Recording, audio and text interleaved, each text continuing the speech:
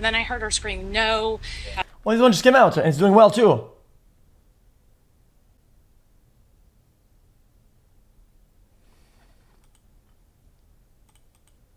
It hurts, stop it.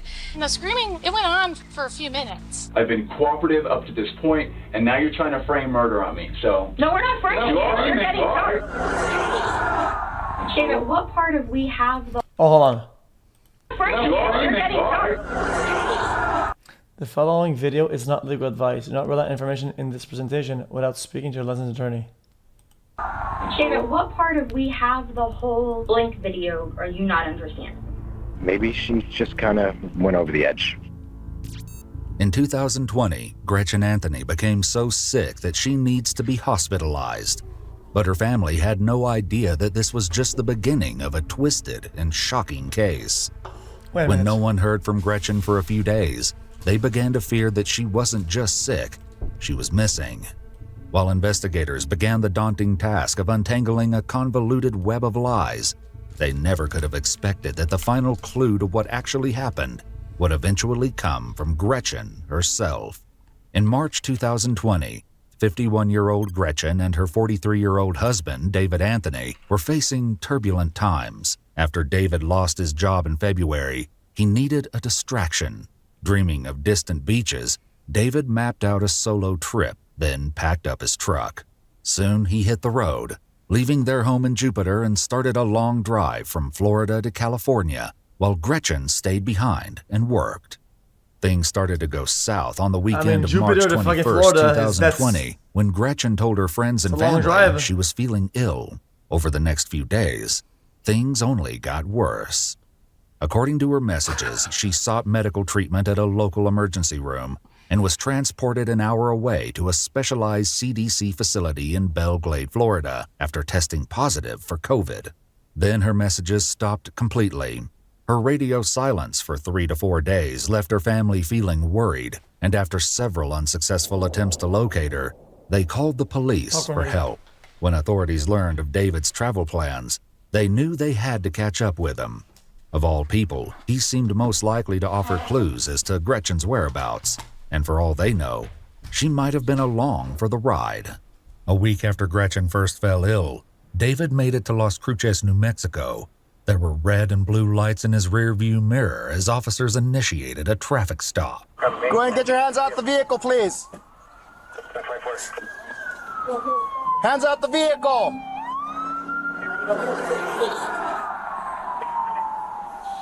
Driver! He rolled his window up. Put your hands up! Hands up! Hands up so I can see him.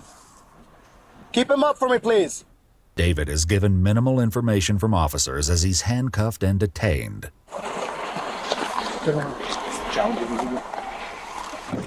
Right now you're being detained for an investigation that's going on in Florida, okay?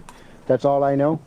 That's all I can tell you. You're not going to leave here until you talk to some detectives that are on their way.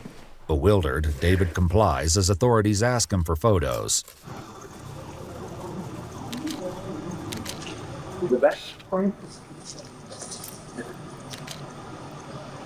Once the detective arrives, he takes David aside to explain what's happening and records the conversation. All right, so this is about your wife.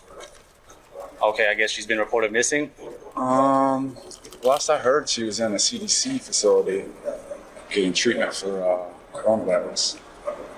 And see, what makes you believe that? Our sister texted it to me. Where's the CDC place at?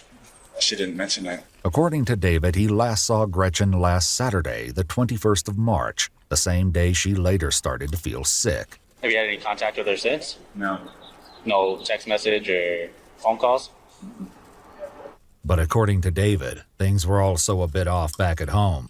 Recently, their marriage had taken a turn for the worse. Where does she live at? She lives in Jupiter. In Jupiter? Do you live with her? No. According to David, he and Gretchen had recently separated, and court documents suggest the same, revealing that Gretchen filed for divorce exactly 1 month prior. Even so, things seemed mostly amicable between the two. When the last time you talked to your wife, you said it was face-to-face. How was that conversation between the two of you? Was it okay? No argument. Even though we didn't get along, I love her. Just can see eye to eye on things, and it's just how things go. Of course, some of the things you guys didn't get along about. She never cooked. She never cooked?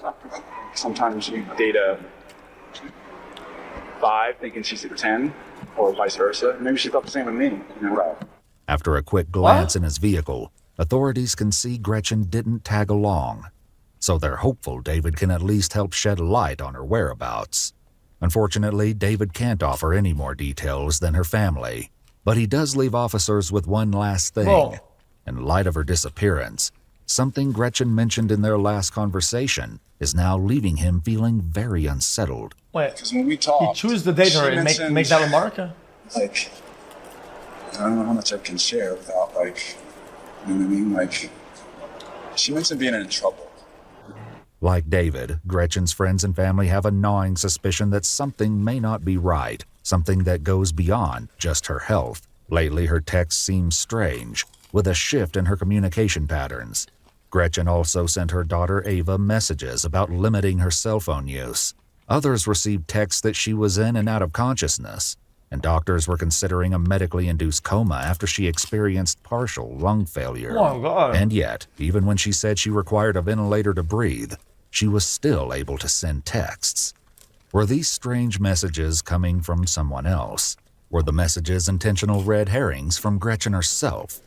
Only time would tell. It wasn't long before her ex-husband Jeff stopped buying the story altogether. I found out from a dear friend who's a physician that firstly they don't ship anybody off-site, Right. transport anybody off-site. Right. There is no CDC or coronavirus task force facility, and any patients that are presenting signs of coronavirus are treated at the hospital. That seemed awfully fishy to me. You know, I was smelling rats left and right. But it was no secret that Gretchen has been under tremendous pressure lately. Between the divorce with David and other personal issues, it seemed possible that Gretchen just snapped. This prompts police to extend their search to both Gretchen and David's property. Unfortunately for David, after speaking with the detective, the New Mexico authorities execute a search warrant for David's truck and phone. Because he answered all of their questions and there's no evidence that he has any idea where Gretchen might be, the authorities let him go. However, he's now on foot without access to his vehicle, which has been taken into custody, leaving him stranded in the streets of Las Cruces, New Mexico with his husky, Kobe. With David released, authorities continue looking for Gretchen. As there was no sign of her with David, they turn back to Florida. There they gain access to her home to perform a welfare check. Shipper out 42, team 51.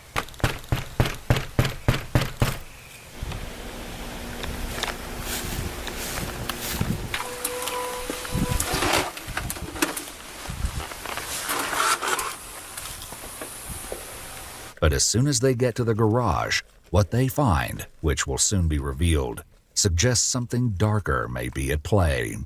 In the meantime, they obtain a search warrant, moving carefully from room to room as they comb for clues in this strange case. Right off the bat, a few things stand out as potentially strange. They find a fallen picture frame in Gretchen's upstairs hallway and shattered glass in her bedroom. But some of the most valuable evidence authorities would find, evidence that would spell out Gretchen's recent activity, wasn't physical at all. Instead, it was waiting for them in her cloud storage. By now, it's clear that Gretchen has turned off her phone location completely. Although she was an active user of the Life 360 location app, she was no longer available to her contacts, including her daughter. Looking for answers, police turned to her neighbors and began knocking on doors. What they found out only increased their suspicions. Did you notice that there's a stain in the driveway? Yeah, I did notice the white stain. Okay. When Gretchen's sister spoke with another neighbor, she immediately relayed what she'd learned to the police, something that might explain the unusual stain in Gretchen's driveway. A woman that lives behind Gretchen, her name Is that is bleach? Christy, Acid? and I guess she smelled a strong smell of bleach coming from the house. Though he'd been released in Las Cruces, a Florida detective catches up with David over the phone. He drops a shocking new revelation, explaining that all the inconsistencies in this case are not what they seem, and in addition to her ongoing struggle with COVID, Gretchen was dealing with something far more sinister. Well, I've been poisoning her. Today. You spoke with Gretchen today? She's prepared a statement to give to you. Okay. Gretchen is receiving treatment for the COVID virus. Before she contacted the virus, she uncovered illegal federal tax fraud. She's in communication with OSHA and the Office of Special Counsel as she prepares her whistleblower case. Gretchen's terrified for her life. Someone was sent to her house to hurt her the other weekend. According to David, Gretchen has never actually been missing. Instead, she's been in hiding. What? And she's not convinced that everyone in her life is safe. With David still on foot in New Mexico, authorities hope he hasn't gotten far. After 3 days, they catch a lucky break. He's spotted outside a local gas station in Las Cruces. This time, the circumstances surrounding his questioning are very different. The same Florida detective David spoke with on the phone arrives in New Mexico to speak with him directly and to deliver shocking news. You are under arrest. There's a warrant for your arrest, and I'm going to explain that when we get back to the... Excuse me? What? Homicide. For who? Who do you think? Once in custody, authorities explain the situation. who? But David doesn't stray from what he told the detective over the phone. His first one is obtained for who? enough evidence to obtain a warrant for your arrest for murder. Okay. I want you to understand that. She's alive. I want you to understand that. And what's most important to us right now is to find out where she is.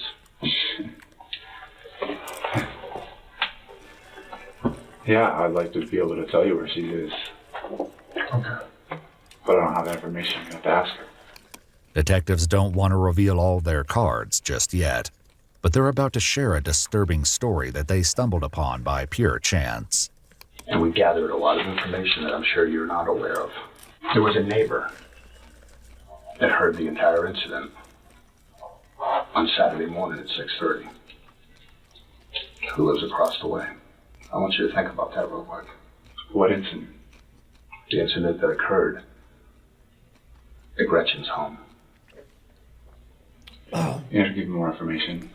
In a stroke of luck, police uncovered a shocking piece of evidence as they canvassed Gretchen's neighborhood. A woman approached them, unprompted, with a chilling recollection. Because on Saturday morning, I guess it was Saturday because of the pictures, but I heard, I was asleep upstairs in my room, and I heard a really serious woman scream, just screaming, like she was being attacked. And then I heard her scream, "No," and then I heard something about "it hurts, stop it." As the witness walks the officer around the back alley to point out where these screams came from, she adds one more chilling detail. The screaming it went on for a few minutes. Okay. It wasn't like, that's why I thought maybe it was kids, but there wasn't nobody was yelling help.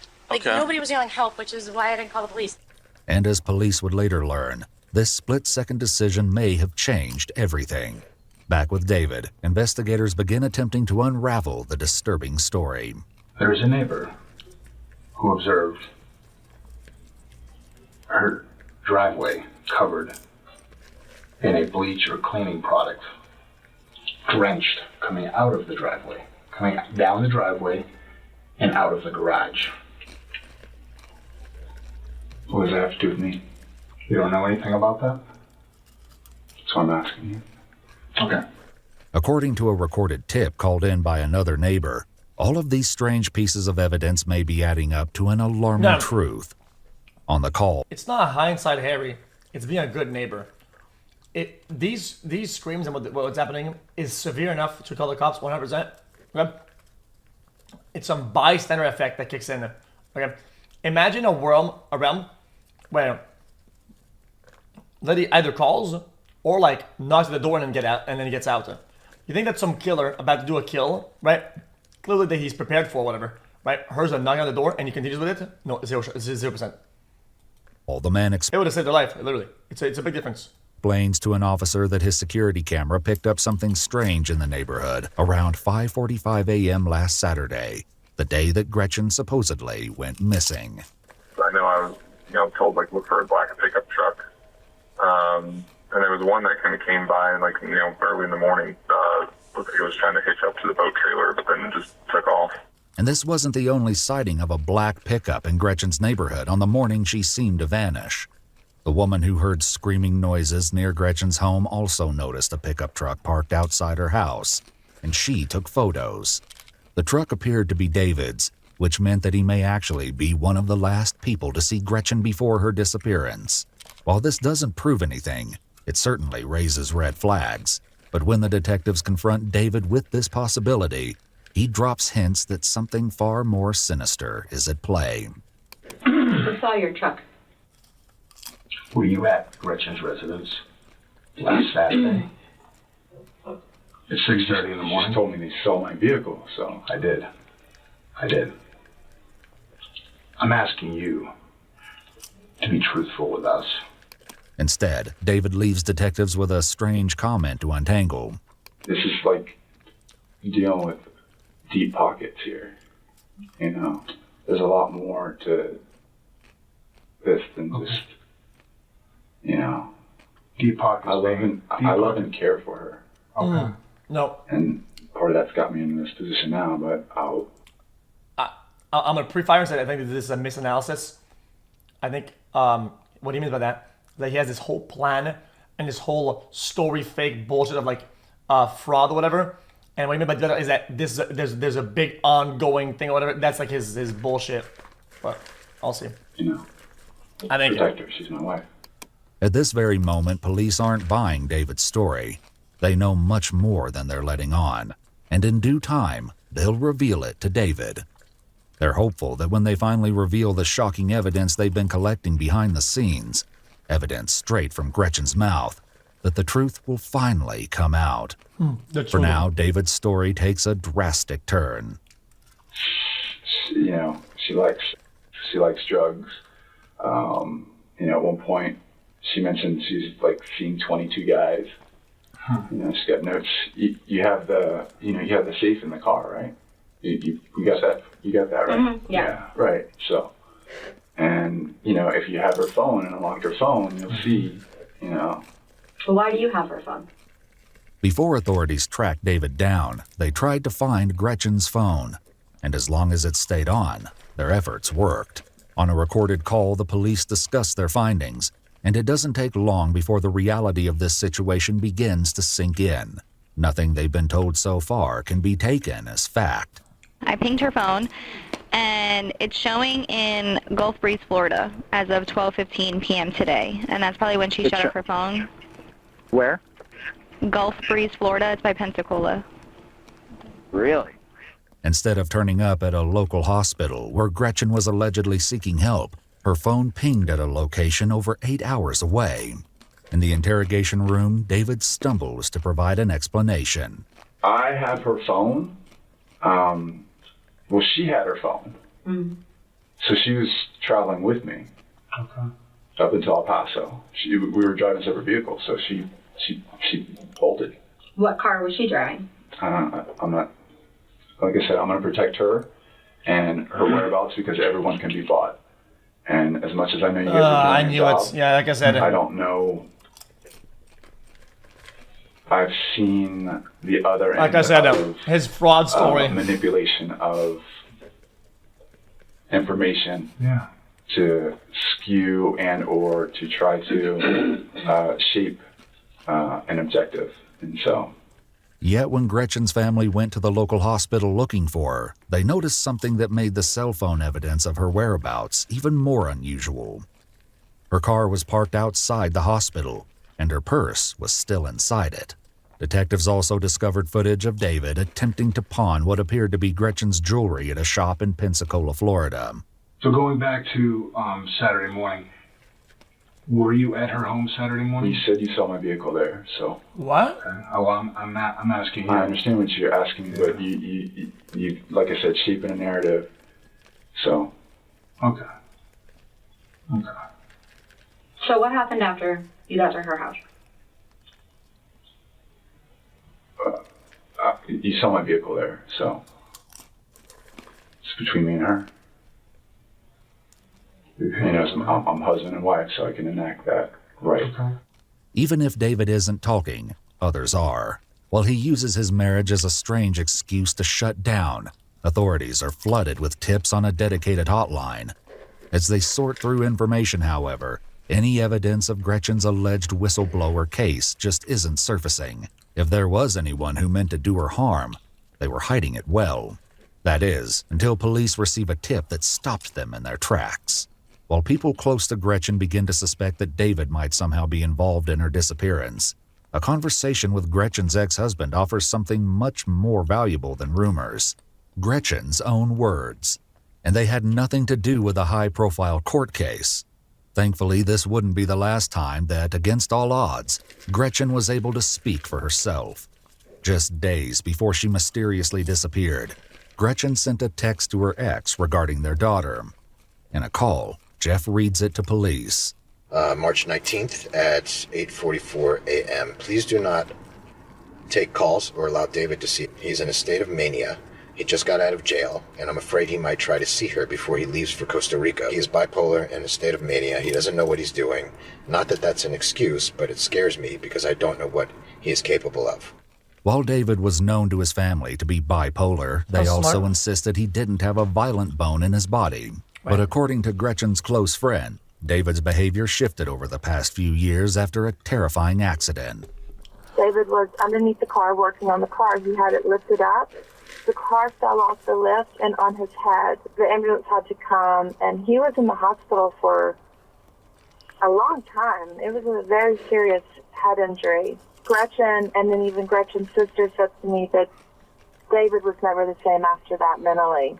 If David suffered from traumatic brain injury during this alleged accident, that could potentially explain recent changes in behavior. Do you have to tell me I'm being recorded or no? Excuse me? Do you have to tell me I'm being recorded? No, you're in a police department. There's really no expectation of privacy. Rules have changed, huh? What's that? Rules have changed. It's always been like that. And it's towards y'all. No, you're in a police department. There's really no expectation. I could see how he could even become Authorities like a resenter for being healthy. Past, which included 2 recent incidents with police. David explains that the first incident occurred when he was detained after having what he called a spiritual experience during a wellness seminar in a local shopping mall. Because she's leaving when him and staff asked him to leave for disrupting the event, things took a turn. And then I leave and I go sit on the sidewalk outside. And mall security comes, and then Broward County Sheriff had like a whole, they got like a whole unit, wherever that is. And so they show up, and they said that I was claiming I was going to kill myself and like just making up things. According to David, a simple misinterpretation by police led to a Baker Act detention, which is a temporary mental health hold in the state of Florida. And then 3 weeks after that, I'm at Palm Beach Shores, and I get detained. And like this is like 3 weeks after the Broward County thing. So when I get detained, I just go straight to the ground. Yeah. David explains that after realizing his dog was still in the vehicle with no air conditioner, he stood up to roll down the windows, and before he knew it, police descended on him. Did we deal with you previously sleeping in this vehicle out at like the 7-Eleven? I have my medical records. I'll give you my... I'm asking you a question, sir. I'm not asking for your medical records. No. Because your dog looks familiar. No, I just got them 6 weeks ago. What were you trying to grab out of that car? When I had to body slam myself into the car to get you out. I was just scared. No, you weren't. I was. I literally had to body slam myself into your car to drag you out. I came out of the car. Nice? Yes, he loves humans. He loves females. His name's Kobe. Okay. What's in the black bag that's It is in the center like console manipulated of the car? retard. I need a counsel. I need legal counsel. You don't want to talk? All right. No problem. Well, your dog's in the car with it not on and the windows Well, open. it was on, but I was scared you guys were going to get, that I was going to run, so then I turned on, but he was hot, so I turned it back on. That him, I got my glasses are in my car because I... What's the name? When you were on the ground and I went to cuff you, you thought because I was 5'2", you could jump up and get in the car. Little did you know, I pulled you back Mr. out. owner of this car was. I got your out of the car because you thought you were being slick. I wasn't in the car. I was on the ground. Right, officer? Where's the officer who's... Hey, my man, you just exercise your rights to be quiet, right? All right. That's smart, man. Keep doing it. All right. And then the police report is like, I was like trying to solicit some 15-year-old girls, and I was nervous and sweaty, and David makes an accusation about those very same police officers. and then they were talking about how they would use Photoshop to make their bruises on their pictures look worse. But body camera footage from the incident suggests there may have been more at play. During that incident, when the responding officer approached David earlier that night, he noticed tape altering his license plate, which David claimed was from his stepdaughter playing around. All right, bro. Kids, what are you gonna do? You okay? Not really. No, I don't take anything out of your car. Don't take anything out of your car, sir. 7094. Turn it off. Turn it off. That's all I was doing, turn it off. Sit down right there. Do not move. When I tell you not to get something out of your car, you don't get anything out. Dude, there's almost something, I feel like you can tell when somebody's almost, like the non-verbal almost, right? Like this guy, you know when he's messing with the fucking thing at the back, whatever? Look at what he says. Stepdaughter playing around. Like, well, you can tell this guy's guilty off the rip. Kids, what are you gonna do? You okay? Because he needs like that validation. He needs that feedback that his life went through. It's why he wants to be like comforted that Not it works. really. Sir. Turn it off. This guy's odd. Sit down right there.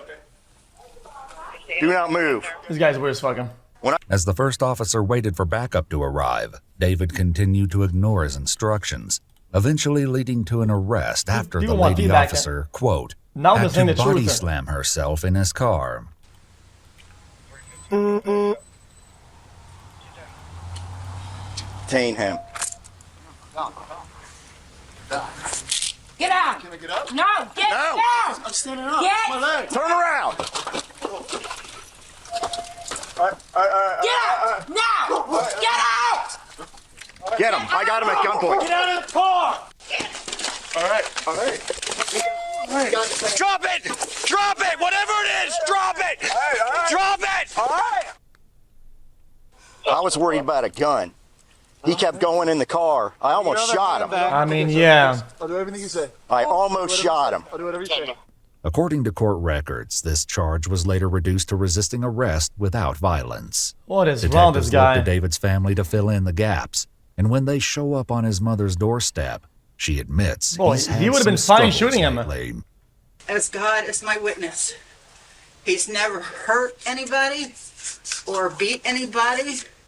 He's only been maybe, Yo, brother. destructive. But it's not any shit then, brother. It's like staying alive 101.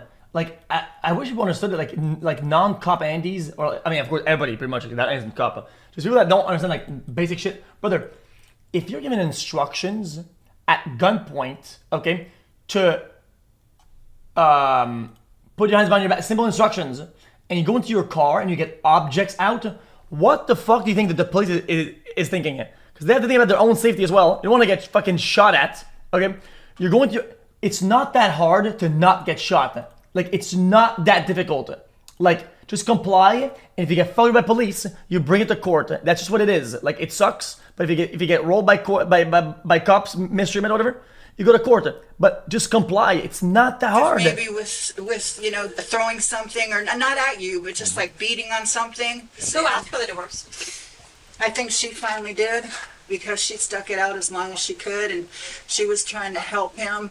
According to friends and family, Gretchen was the primary breadwinner in the relationship, and she supported David through his mental health issues and lapses in employment. During a phone call with police, one friend explains the dynamic. That he was always on her for money. Dude, she makes money. She maintains the household. She fucking has to carry the whole, and he doesn't get complaints that he's not getting cooked for? Bro! But eventually, enough was enough. And it seems that David had come up with a plan recently that Gretchen wasn't quite on board with. Gretchen's friend explains the plan. And then he was obsessed with Costa Rica. And he wanted the money from Gretchen to go to Costa Rica, wanted to leave like now, and she wouldn't give it to him. But once authorities saw what was on the video footage at Gretchen's home, it confirmed all fears that something truly terrible had happened. But this wouldn't be the last time that police uncovered horrifying secrets in Gretchen's home. As it turns out, Gretchen had several Blink security cameras installed, and what they reveal makes authorities' blood run cold. Gretchen's home has cameras throughout it. Were you Inside? aware of that? This is the first one I know. It's the first time. First time. Because they're in your car. What are? Her cameras. And they're mine. Okay. They're yours because they came from Gretchen's house, or they're yours because you bought them somewhere else? They're mine. They're yours. What? The footage you're about to see shows what happened at Gretchen's home on Saturday, March 21st, the last day Gretchen's family saw her. First, cameras show David outside on Gretchen's enclosed back patio. As he sneaks around in the pre-dawn darkness, it appears that someone inside may have noticed him when a light turns on. Police also received one more video, and soon the detectives will confront David with exactly what they saw. But this was only the beginning of what they discovered. So you're familiar with how Blink works? Mm-hmm. Okay. So Blink is a web-based system, right? Mm-hmm. Okay. So you can destroy the cameras all you want. Mm-hmm. And there's still data and stored cloud storage from Blink. Do you understand that? That's what you're telling me, so yeah. Does that look like you? Could be. Okay, well, I'm going to explain to you right now. I'm going to tell you something right now, which is real life. Mm-hmm. So you were also there. There were cameras in the porch area of her home, which I told you captured not a pleasant interaction between you and Gretchen. At 6:13 a.m., Gretchen is seen on the footage. The police report states there's muffled yelling heard as the victim appears to be moved toward the garage door. At approximately 06:14 hours, you hear, "What are you doing?" I want you to think about that really, really hard right now. Okay? I know you think... Dude. Man, chat, I'm trying really... Listen. I always try really hard to choose my words when it's like victim, because I don't want to victim blame whatever. But dude, guy shows up in all black with a fucking black beanie. Man, dude, you fucking run. Door. At approximately 06:14 hours, you hear, "What are you doing?" This guy looks like a fucking... really, really hard right now. Killer 101 or some shit, or like Robber 101. I know you think that those cameras that were in her home were gone and broken and taken down, but they were not. I'm telling you that right now.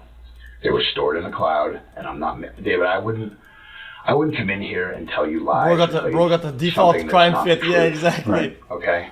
I wouldn't do that. And I it's hindsight, but dude, I mean, you said you were a black Florida, beanie? and then you said in Florida? And then you said you had that friend, and then my vehicle was ready for release. So you have lied before. So I mean, there's a pattern. Okay.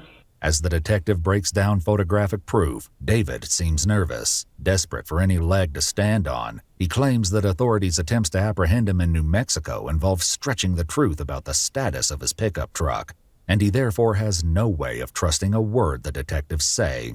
More footage uncovered from Gretchen's house shows David pacing the garage next to her Mini Cooper. In the video, David loads Gretchen's car while wearing green gloves, similar to those found in his truck. Then he grabs what appears to be a red-stained rag. This footage also shows the moment that David realized he was being recorded and took down the video cameras. The car David is seen packing up is the very same one that was found outside of a Jupiter hospital. But once authorities pull video surveillance of the parking lot, they see that Gretchen wasn't the one to drive it there at all. Instead, it was planted by none other than David. That is you in her withered vehicle. So you're saying? Yep, exactly. That is you cleaning up her garage after there was a incident there. So you say? So I say. David isn't budging on his story, but it won't be long before the detectives find a new way to press David's patience. In the meantime, authorities have yet to reveal the most damning evidence. Here is a small photo of Gretchen But with your face up. I'm confused. He broke the cameras but didn't dispose of them. Like he saw it was recorded, and I don't understand it. This guy might just be actually brain dead. It doesn't look like Gretchen. Gretchen's alive. I told you that already. Because I know it's on the cloud, but let's say you're this guy, and you see the camera. Wouldn't you think like, okay, well, destroying them is irrelevant. Let's say it's on the thing. It's onboard memory somehow, right? Well, you would dispose of them. They still have them. They have the cameras. Like his plan doesn't work for cloud, for onboard, for nothing. His plan doesn't work in any realm, in any world. David, we really don't need you to tell us what happened because we already know what happened. It doesn't matter to us. We have that. We have what happened. Then what are we We doing? need to do Then what are we doing? is find her. What are we doing? He's telling you. Well, We know what happened because the video tells us what happened, right? Okay. But So let's get past that. Tells you We'll what way happened. past that. So what happened? you I killed just her. told you what happened. Brain problem. There are no signs of life of Gretchen. She wants it that way. No, there is She would zero. never leave her daughter. Never. Well, when you're facing what she's facing, as far as what she uncovered, you might change your tune. David, we know she's dead. Only time would tell when it came to what actually happened to Gretchen. And soon, more evidence found in her home would make things clear. In the meantime, when detectives spoke with a friend of Gretchen's, they learned that David had a strong bond with Gretchen's daughter, Ava. We all know she's dead, and you know she's dead. We're just trying to help Ava out. Then what are we doing here? Exactly what we asked. What the thing that I asked you when we first sat down here is to find the location. If you have all the information that you need, then I don't know what else. Ava would like for you to tell her where her mother's buried. Don't use Ava in this. We are. You see that little girl right there? I want you to look Yes, at her. I love her Look dearly. at her. I know love you her do. dearly. You know, then, Look at her then- real good. then I was the one who taught her how to ride a bicycle. That- And shoot a hoop and use her that is awareness. awesome. Yep, and that is awesome. Then do what's right for I her. would never hurt her. Not Ava. I would never hurt either one of them. Well, you're hurting her indirectly by not letting us know where her mom is. Ava's a nervous wreck right now. She can't sleep. She can't eat. Do not use Ava. You know, we are. Okay. Because that's what's left. Do you know how screwed up this little girl is going to be growing up, not knowing or having any You closure have about no what idea. happened with her mom? You have no idea. As David continues to argue his innocence, police are hard at work collecting more evidence. While they're able to spot David's vehicle on Florida toll cameras, referred to as the SunPass system, they aren't surprised to find Gretchen's Mini Cooper absent. Well, she's still alive, so she doesn't have to worry about it. What makes you think she's still alive? She's not on the SunPass video when she followed you. You have her phone. You sent the text messages. You planted her car at Jupiter Medical Center because you're on video doing it. We have all that She had me information. do it. She had me do it. No. No way. She's screaming for her life on that. Screaming bloody murder, as the neighbor described it. You can hear it in a video. When you put your Why hand, didn't when you Why put didn't her, you call the police then? Because she didn't. And that woman has to live with that. You know that? That's unfortunate. And I feel bad for that woman. Because that woman has to know. Nothing happened to Gretchen. That woman has to Still know. alive. you put your hand over her mouth and still dragged alive. her into the garage. It's on video, David. Still alive. You might want to think that, David, because you don't want to face the facts of what you did. I was trying to warn her. Okay, you put your I was hand trying to warn her. over her mouth I was trying to warn her. as you dragged her into the garage.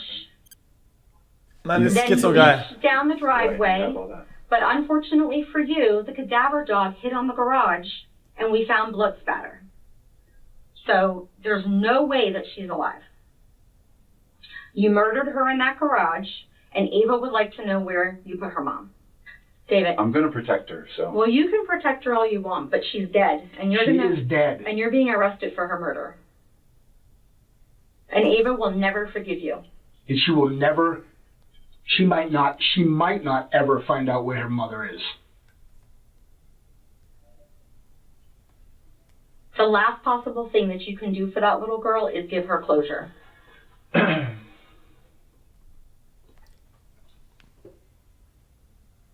she's still alive. No, she is not. Bro, this guy, man. You were on video grabbing her and dragging her into the garage of that home. There's video of her lifeless body laying on the ground and you in the background cleaning up. Among the photos police share with David is a heartbreaking snapshot of Gretchen's hair stained red with blood. But when police confront David, he offers yet another excuse. This time, authorities aren't having it. Well, as soon as Gretchen finishes her whistleblower case. Gretchen's not going to finish anything. Gretchen is dead. Dude, and she's safe. Dude, you know that this guy is so into his life, I think he's like baller with it. And when she laughed, he had to stop because his ego took a massive hit. You know that hurt him in his soul, brother. What part of we have the whole Blink video are you not understanding?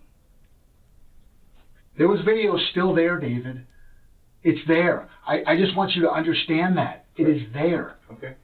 What are you afraid of? Chat, type Blink. Your life can't get any worse right now, right? So why are you hanging on to the story that she's still alive when we've shown you dead pictures of her body? I haven't seen any pictures of her. I showed you a picture of a dead woman's hairs.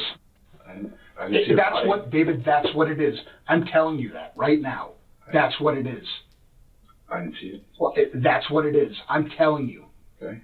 We all know she's dead. We all know she's dead. I don't know she's dead. Well, we're telling you she's dead. You killed her. You killed her then. Wait. You don't have video of me killing her. How do you know what we have? Show it to me. I just told you. Show it to me. You just dragged Show me her. the video. Show me the video. Her dead body. Show me the video. I showed you the pictures. Okay. Picture doesn't tell anything. Well, I'm telling you it exists. Do you know what a cadaver dog is? Tell me. Detects deceased people, decom. Human remains. Right.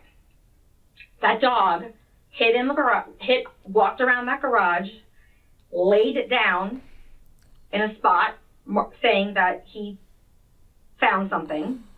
And what we found... Animals could be wrong, right? Her DNA is wrong? That's her blood? Soon, David shuts down, but his behavior will eventually take a turn. I have the right to not say anything regarding her. The wife that you guys are getting divorced and that you've been separated. But we're not. That's not what I said. I said getting divorced. But we're not. So and you I still have rights as a husband and wife. And you were separated. I still have rights as a husband and wife. And you killed her. And I've given you as much information as I have. I've been cooperative up to this point, and now you're trying to frame murder on me. So no, we're not framing. Right? You're getting charged. We're telling you. You are. You're charged. We're telling you, buddy. Fine. No framing. Okay. There's no framing. All right. There's no COVID-19. There's nothing like There's that. no COVID-19? No, there isn't, because she never went to the hospital. There's no record of her being at the hospital. That was all crap. So you don't think she's sought alternate treatment somewhere else? No. But in the She doesn't trust the regular. She doesn't trust the regular hospital system. In the CDC she's an alternative facility healing. in Belgrade. She's in essential oils. In the Belgrade receiving facility where you told all of her parents she was? That's the information she gave me. No. So back to enacting my rights as husband and wife. So essential oils. What else? What else? This whole fictitious story about the COVID-19. There is no record of her being at any hospital for COVID-19. Okay. Zero record. Doesn't mean anything. It sure does. That still doesn't get away from the fact that we have the Blink video of you putting your hand. You said it. You said it. You said it. But she's alive. You know what? I'm just going to go call Eva and tell her that you're not cooperating. We'll see how she feels about that. All right. When one detective leaves the room, the other hopes the reality of the situation will sink in, even going so far as to give David a potential out. Something terrible happened Saturday morning. A terrible event happens. Something, listen to what I'm saying. So you're saying, okay, something terrible happened Saturday morning. Something that you probably didn't want to happen. Maybe not. I don't know. But Classic. something terrible happened. Classic strategy. And it stinks. And it stinks.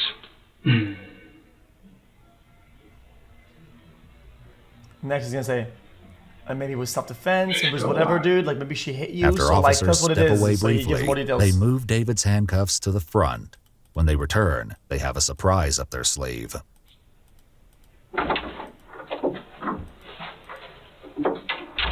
David, you want water? Sure. You know water right there for you. It's right next to you on the left. David, I'm gonna play something for you. I need you to listen to it. I would like you to listen to it. David, it's Ava. I love you. I'm scared. I miss my mom. Well, I need Ava. to know where my mom is. Please do the right thing and tell me Well, Ava. where my mom is. It is. Please, No. I love you. It is. Wait. She doesn't have to see you as a monster. She will never see her mother again.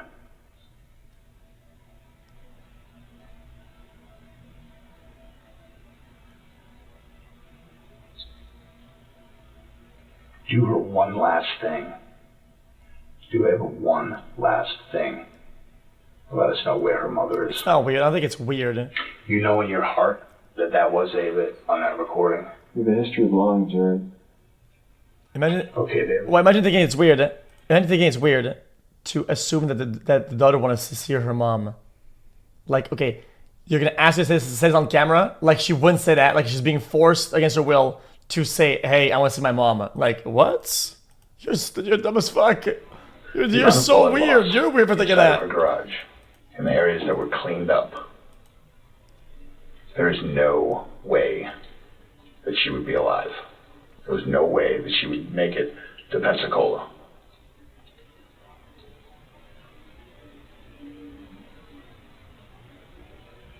Forget about Texas. It doesn't matter. I know that story is bullshit. Maybe what you found wasn't her blood. Ever thought about that one? Okay, well you can keep talking your way around it. I'm just there's unlimited possibilities here, man. That's what I'm trying to tell you. Like you're trying to fit a square hole in a round peg. I'm not. I'm telling you facts. You think this whole thing's a joke? Nope, it's serious. No, it's very serious. Wait. You said. Now you can talk like Wait, that. did he say You're it acting like backwards? a child right now. Okay. And you're not gonna paint a picture of me looking great anyway. So what does it I don't know how that works. bro? Come on. Is it No. Come on, bro. In an attempt to move on into a meaningful conversation, the detective plays to David's sense of morality, and it goes as well as you might expect. How would you feel if you told me where she was? How do you think your body would feel? How do you think your soul would feel?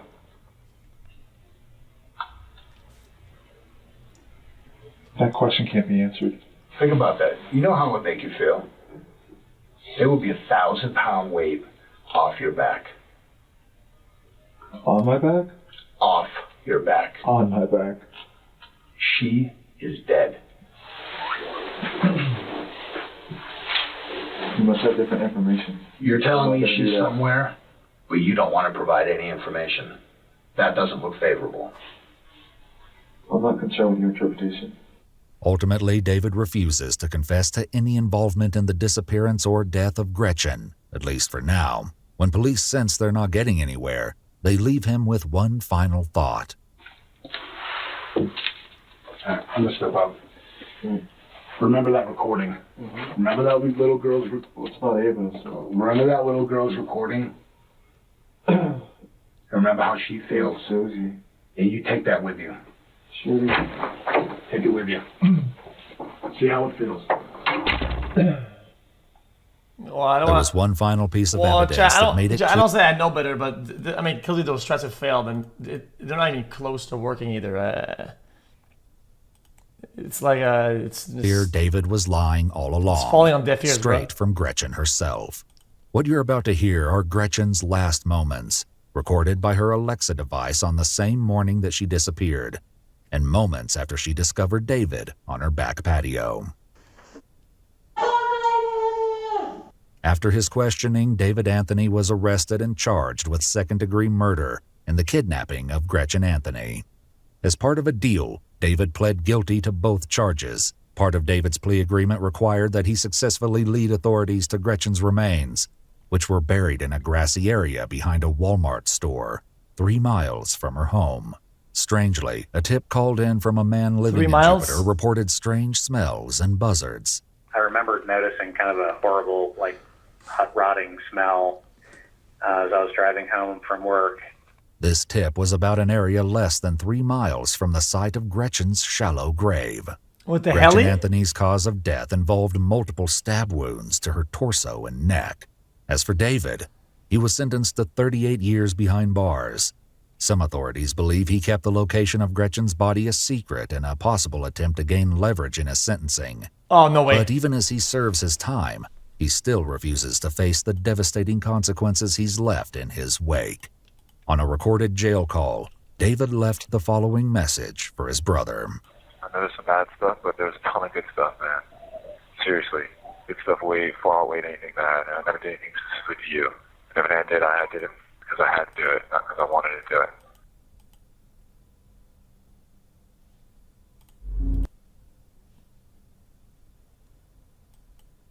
What?